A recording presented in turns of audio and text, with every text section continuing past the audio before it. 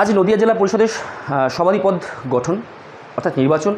কারণ সভাধিপদ এই পদটি নদিয়া জেলা পরিষদের বেশ কিছুদিন আগেই কিন্তু অনাস্থা রাখা হয়েছিল এবং আজকে 5 তারিখ সেদিন ঘোষণা করা হয়।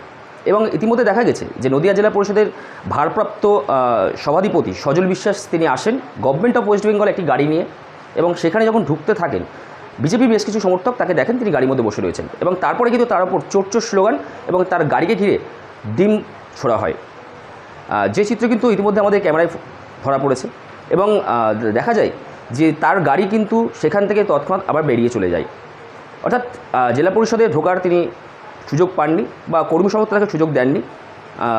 সকাল থেকেই রয়েছে প্রচণ্ড পুলিশি কড়া প্রহরা, যাতে কোথাও কোনো বিশৃঙ্খল পরিস্থিতির সৃষ্টি না হয় সেদিকে কিন্তু নজর রাখছে। ইতিমধ্যেই কিন্তু এই ঘটনা দেখা গিয়েছে এবং সারাদিনই দেখা যাচ্ছে যে সকাল থেকেই যে পরিমাণে বৃষ্টি হচ্ছিল সেই জায়গা থেকে দাঁড়িয়ে কিন্তু আজকে এই ভোট নির্বাচন অর্থাৎ নির্বাচন কিন্তু কোথাও মানে ধৈর্য ধরেই করা হচ্ছে বা বিশৃঙ্খল পরিস্থিতির সৃষ্টি হয় সেদিকে কিন্তু নজর রাখছে পুলিশ প্রশাসন। নদিয়া থেকে বিশাল সিংহরের রিপোর্ট, কলকাতা টিভি।